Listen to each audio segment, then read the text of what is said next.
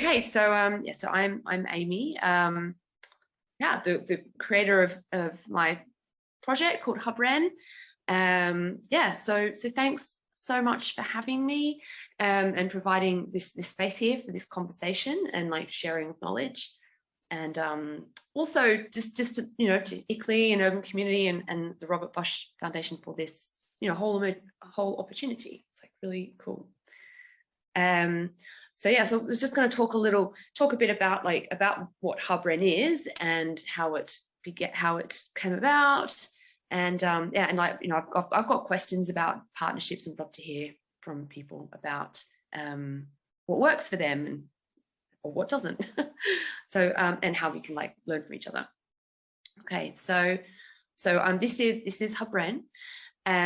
It's a mobile pop-up interventional kind of space that invites us to imagine and cultivate within our community a climate safe and fair future for all. It's a repurposed cargo bike that unfolds into a hybrid reading room, information desk, and DIY kind of art installation. It is what I hope a friendly, inviting, outdoors, sort of out of the ordinary space to help break climate silence, to facilitate courageous, compassionate, and creative conversations about how we in our communities could best respond to the unfolding climate crisis and ecological crisis and intertwined social problems that are all tied in together. So the hub concept was conceived during lockdown, but the seeds have long been nurtured by spending the last 15 years or so with one foot in this eco-activist world and the other in the business as usual. I could never stop wondering about why, whenever climate was brought up outside of these circles, you know this, the atmosphere would change, there'd be sort of awkward shuffling, quick conversation changes, and worst of all, the whole exasperated, it's too late, we can't do anything, which we all know here that that's not true. There's a lot we can do. So I sort of ascribe this guilt-infused awkwardness. It's like a combination of misinformation, the maintenance of identity, and a culturally ingrained reticence around discussions of death.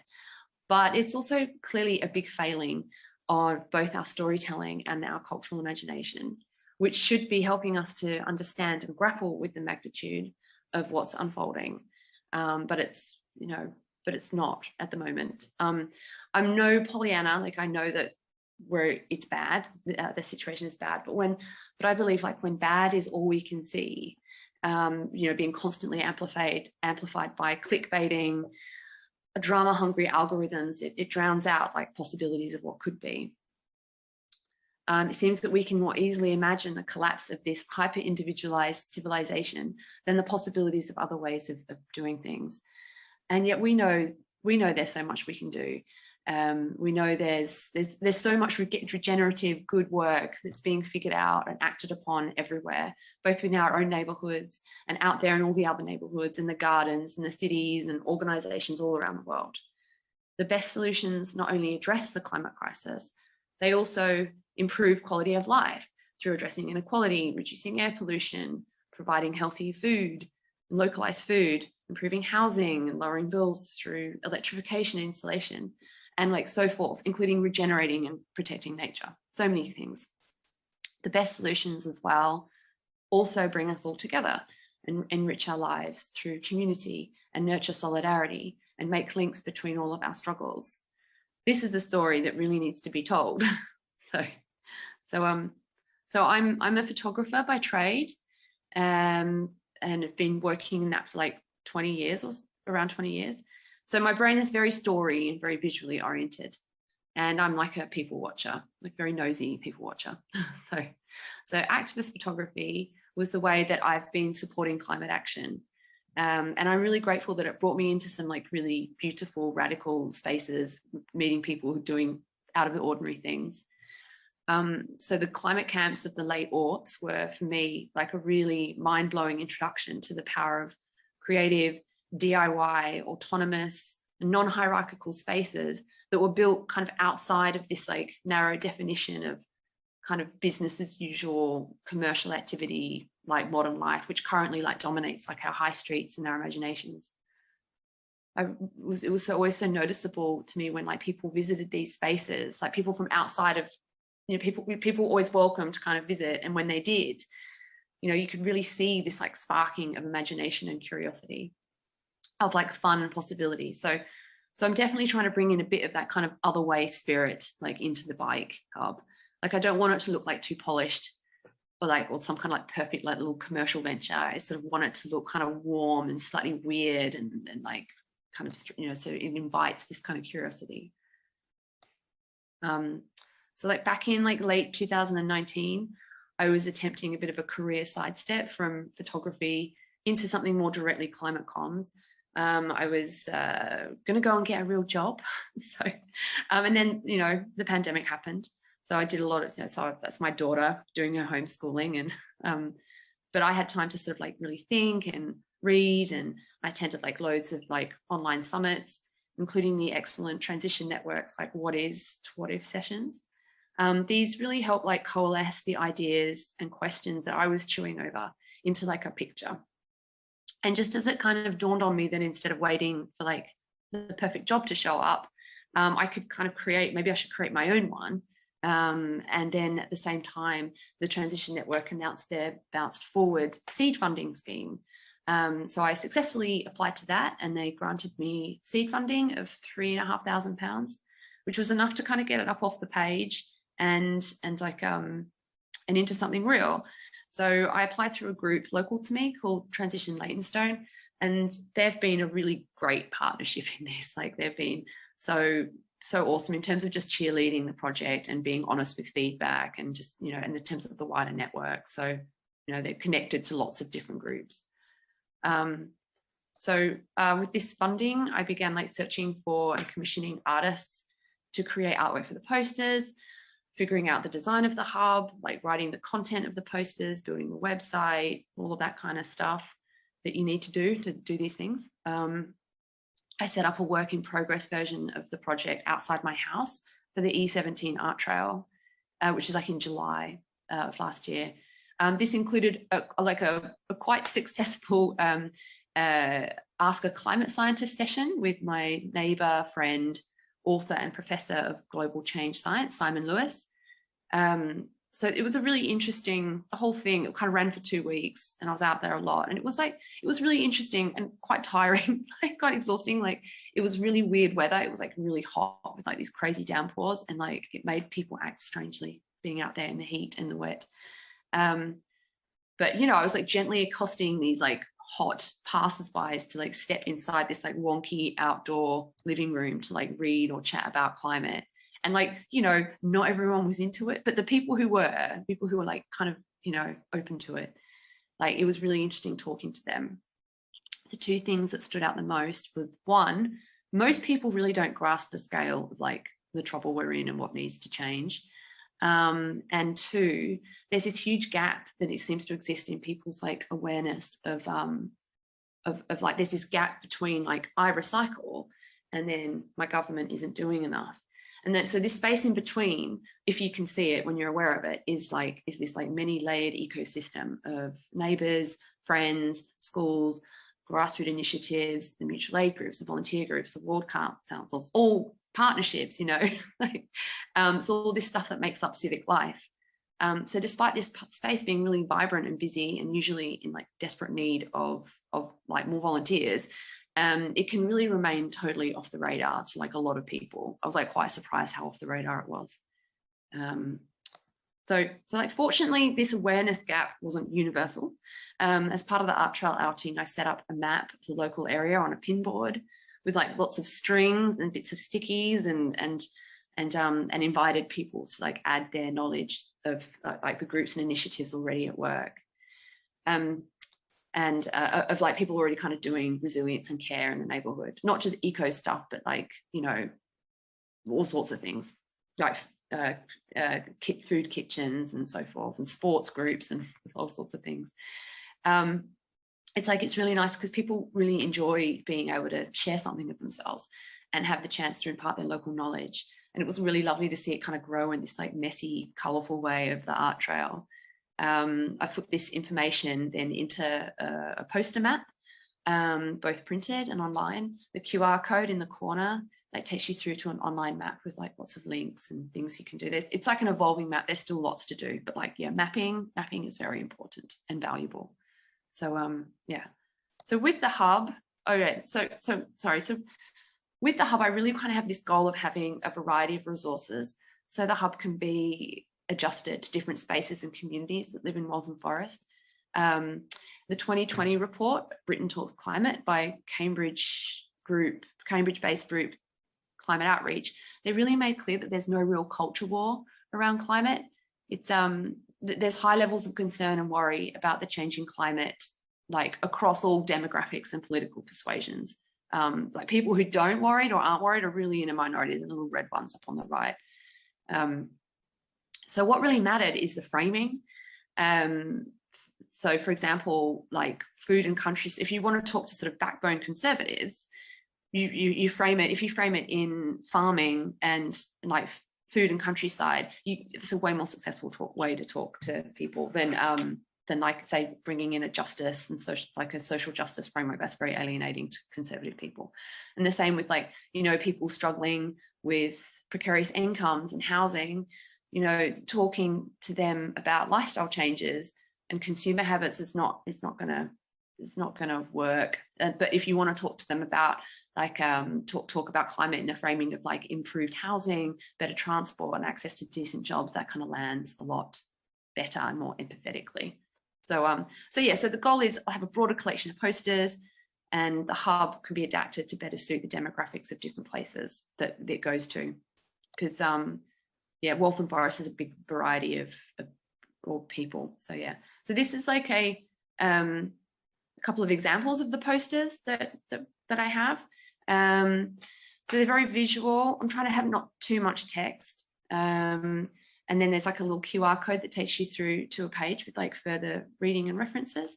It's a way, so I just want to have a set of posters that sort of help people join the dots, and they'll all be kind of they're all Creative Commons as well. So the poster on the left is about ecological grief with art by Simona Turon. She's a local artist. The one on the right is about extractive capitalism and the exploitation mindset that drives and connects the multiple problems that we face.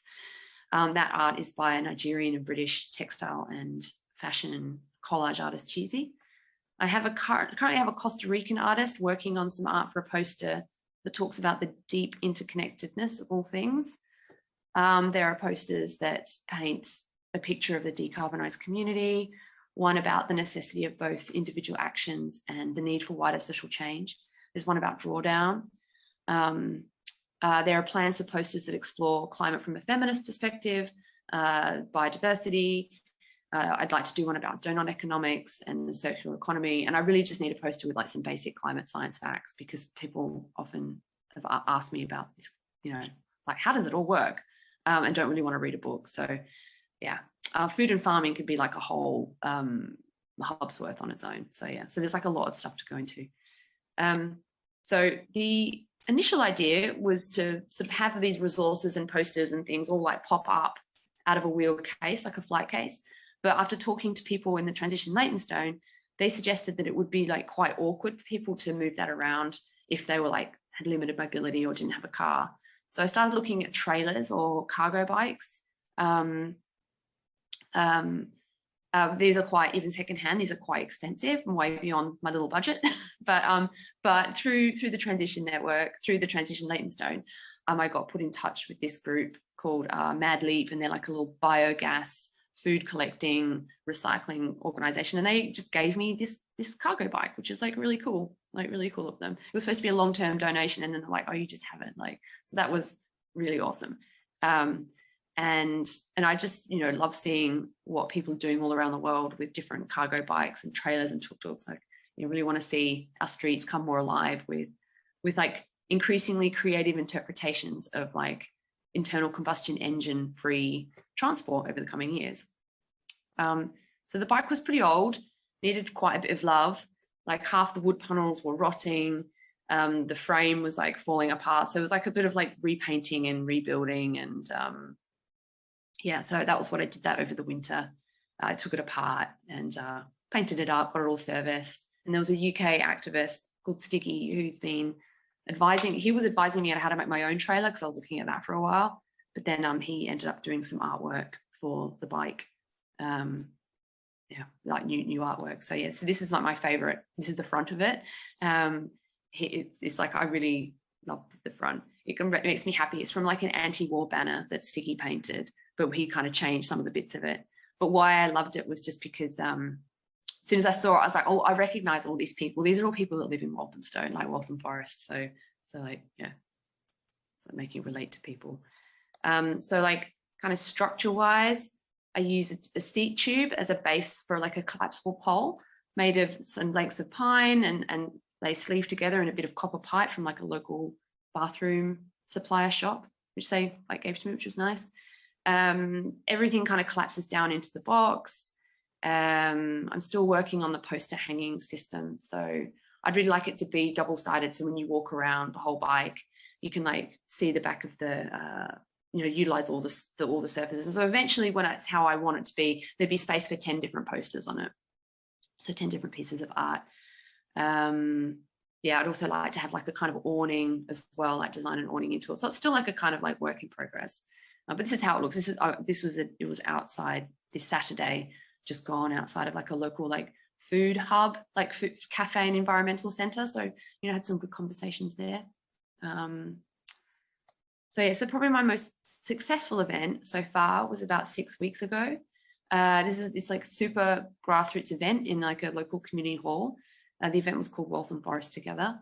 It was pulled together by like super grassroots organizers, like no local government involvement. It was like people involved in housing co-ops, food co-ops, migrant solidarity campaigners, and some like local union people. A really big theme was housing, with advice on how to resist racist evictions, support to join renters unions, and how to access the right benefits.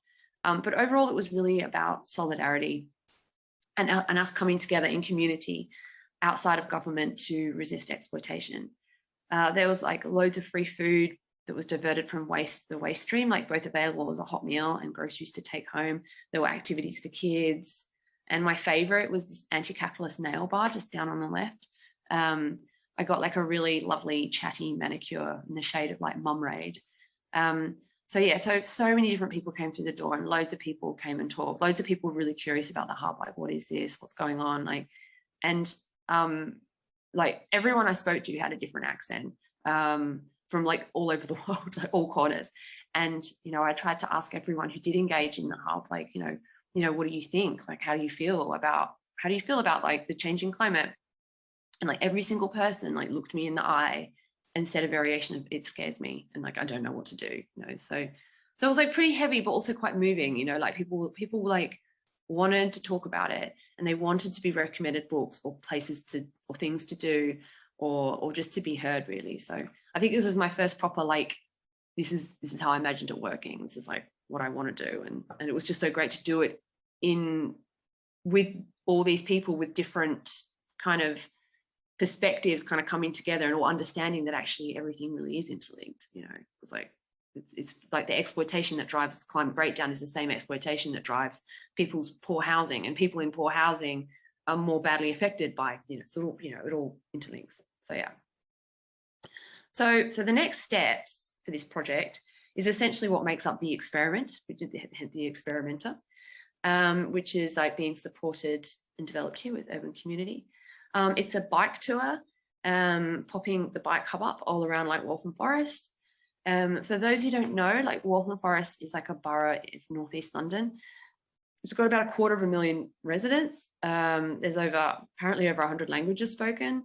And like roughly speaking, north of Waltham Forest, it's kind of shaped like this, and in the north is fairly like leafier and wealthier and more conservative, and then the furthest, the middle, which is where I'm, is like kind of gentrifying and gentrified. I'm a gentrifier, for my shame. And the further south you go is like it becomes more like less, there's less access to urban space, like more people with higher needs, like there's more poverty, and very more labor in the south.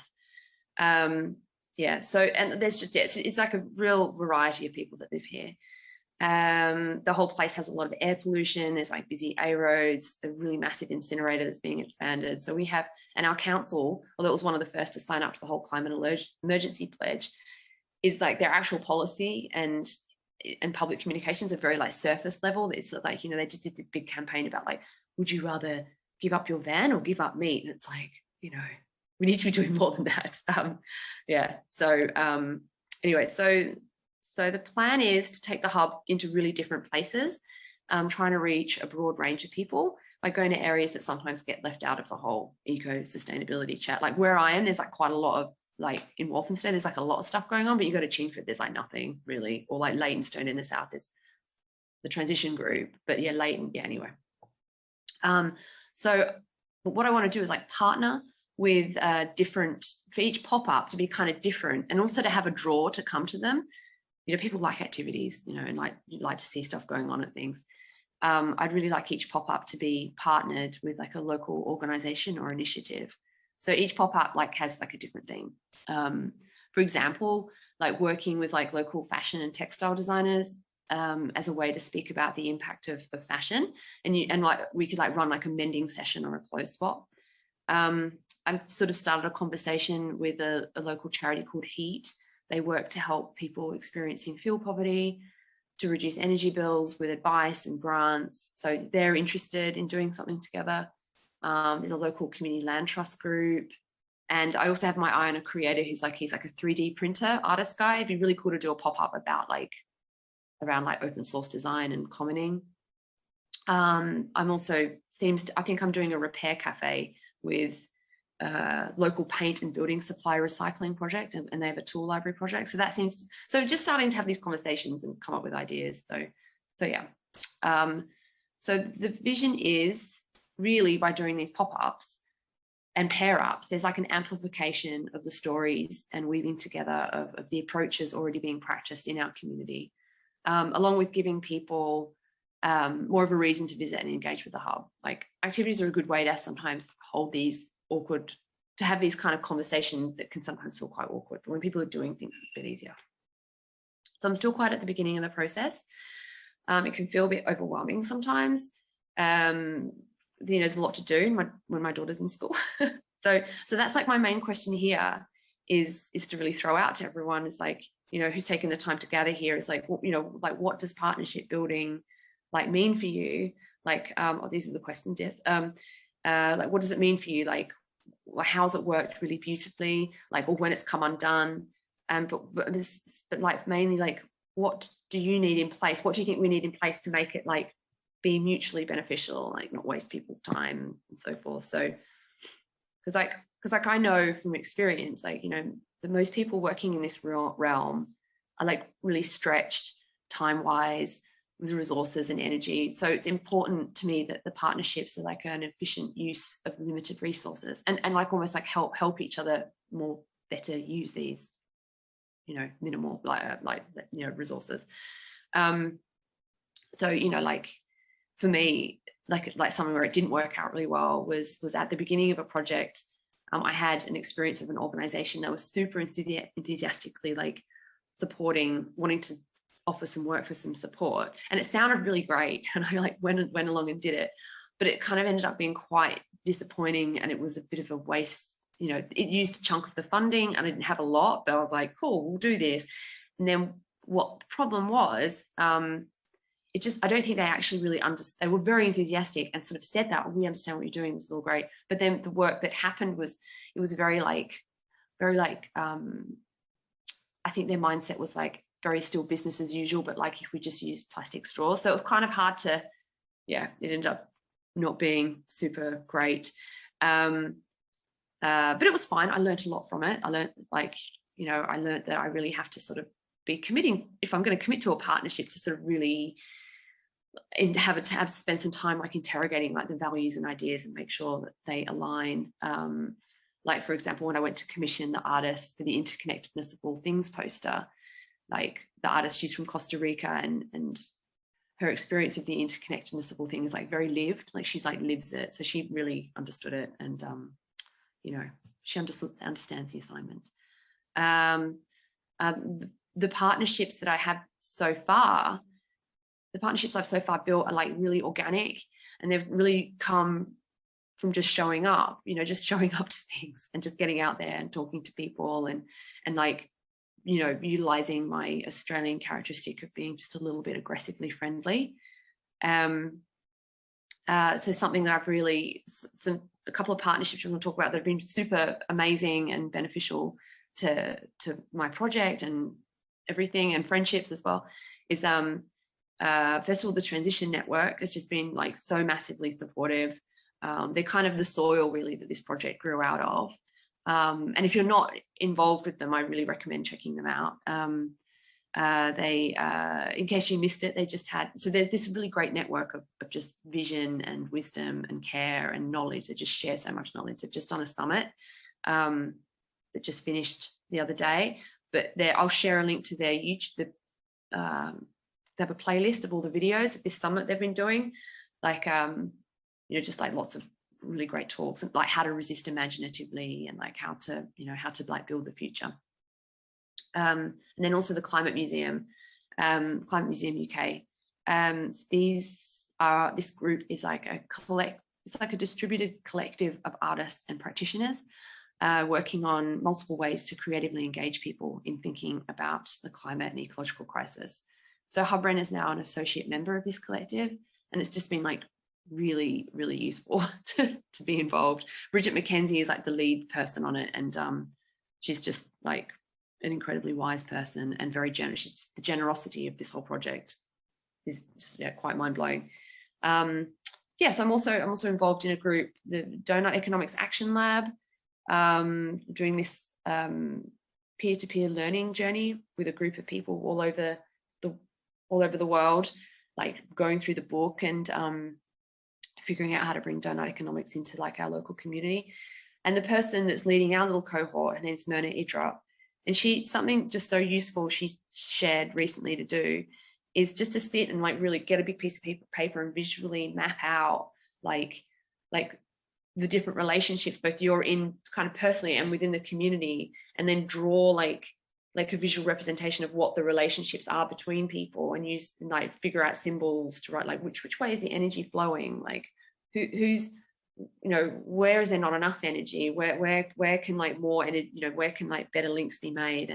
And she, you know, she said to do this because, you know, we can't keep all this stuff in our heads, you know, our heads can't comprehend it all, but when you can sort of create like a bird's eye view of this, it's like really useful, and you can see like, oh, actually this is somewhere that really needs more emphasis, or yeah. So that's been like really useful to me and my process.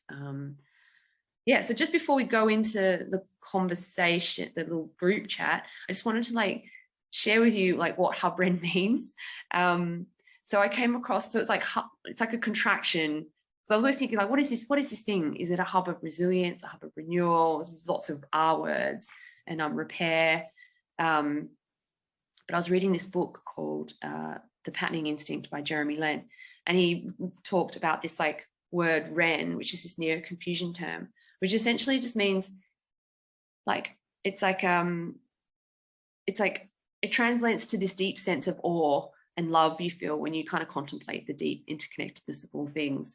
So yeah, so I sent him a message on Twitter being like, oh, this is my project, and I've named it, you know, after this Ren word and after what I read in your book. And he sent back this quote to me, like saying this was his favorite interpretation of Ren, and it really is all about like our companionship and our partnerships. So yeah, that's like kind of, that's my presentation, I guess.